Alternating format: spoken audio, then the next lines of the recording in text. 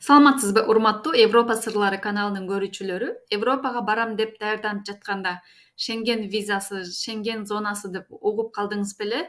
Анда бүгүнкү чыгарылышта сиздерге Шенген зонасы, Шенген территориясы, башкача айтканда Европадагы чек арасы жок аймак тууралуу айтып берейин.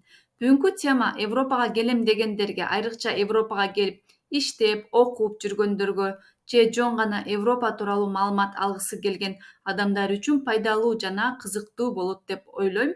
Ошондуктан бул чыгарылышты аягына чейин көрүүнү сунуштайм. Шенген зонасы жана Шенген визасы деген эмне? Эмне үчүн Шенген визасы же Шенген зонасы деп аталып калган? Бул суроолорго жоопту ушул чыгарылышта сиздер менен чогуу анықтайбыз. Анда эмесе баштайлы.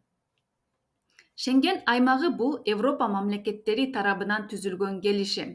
Ал келишимге ылайык Европа өлкөлөрүнүн ортосунда чек аралар жоюлуп, полиция жана чек ара кызматкерлери тарабынан мамлекеттердин чек аралары көзөмөлдөнбөйт. Башкача айтканда, чек аралар ар дайым ачык болот. Бүгүнкү күндө Шенген аймагына Европанын 27 мамлекети кирет.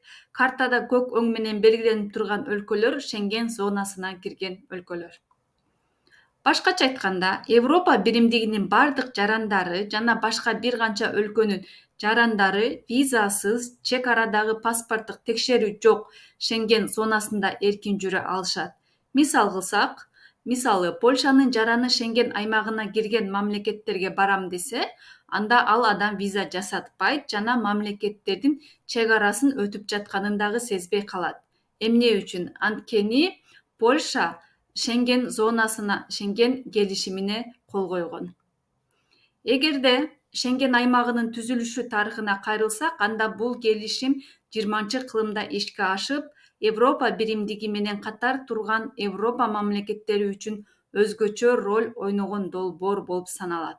Тагыраак айтканда, 1985-жылы Европа биримдигинин 5 өлкөсү Франция, Германия, Бельгия, Нидерландия жана Люксембургдун өкмөттөрү ушул долбоорду сунуштап, ал акырындан ишке ашып, азыркы күндө дүйнөдөгү эң чоң эркин кыймыл аймагына айланган. Кандай ойлойсуздар, эмне үчүн бул долбоордун аты Шенген деп аталып калган? Анын себеби эң жөнөкөй. Анткени бул долбоор Шенген деген Люксембургдагы кичинекей айылдан башталган. Дал ушул кичинекей айылда 1985-жылы келишимге кол коюлуп, Шенген зона долбоору ишке аша баштайт. Шенген аймагынын негизги принциптери төмөнкүлөрдү камтыйт.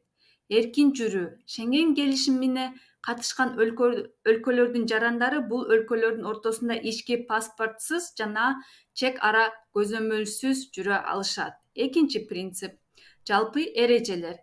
Бардык Шенген өлкөлөрү Евро биримдиктин чек ара көзөмөлүнүн бирдиктүү эрежелерин сакташат. Бул чек аралардагы коопсуздуктун деңгээли жогору болушу керек дегенди билдирет. Үчүнчү принцип бул бирдиктүү виза режими. Шенген аймагындагы өлкөлөрдүн бирине барууну каалаган үчүнчү өлкөнүн жарандары бир Шенген визасын ала алышат. Бул аларга аймактагы каалаган өлкөгө барууга мүмкүнчүлүк түзүп берет. Анан акыркы принцип бул полиция жана сот кызматташтыгы. Шенген өлкөлөрү укук коргоо жана кылмыш куугунтуктоо маселелеринде ар дайым кызматташып келишет. Шенген аймагынын башкы максаты бул кыймыл эркиндиги.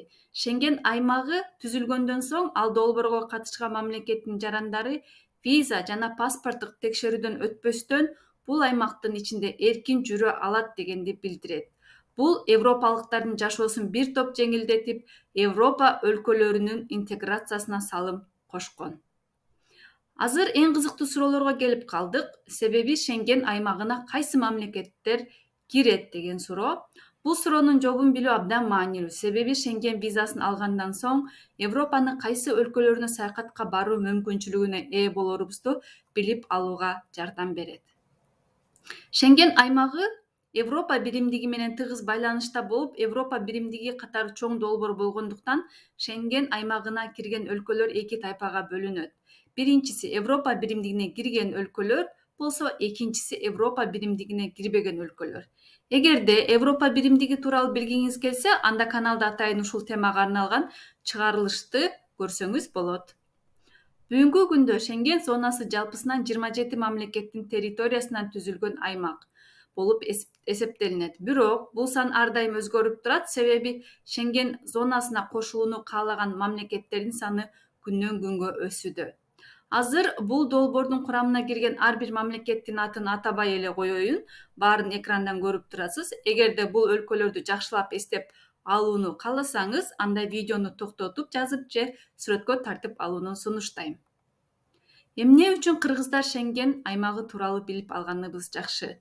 Себеби биз кыргыздар, тагыраак айтканда Кыргызстандын жарандары Шенген аймагында жүрүүгө мүмкүнчүлүк алуу үчүн эмне кылуу керек? Эгерде Кыргызстандын жараны Европа өлкөлөрүнө окууга, жумушка же болбосо жөн гана турист катары келсе, анда ал дагы Шенген зонасында эркин жүрүүгө мүмкүнчүлүк алабыз. Шенген келишимине кирген бардык мамлекеттерде Шенген визасы же Шенген аймагына кирген мамлекет тарабынан берилген улуттук виза менен саякаттап Европанын 27 өлкөсүн эркин кыдырсак болот.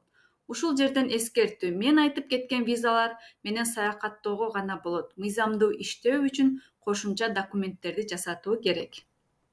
Мисалы, Польшага жумушка келсеңиз же окууга келсеңиз, ошол виза менен жогоруда айтып кеткен мамлекеттердин территориясында саякаттап жүрө аласыз.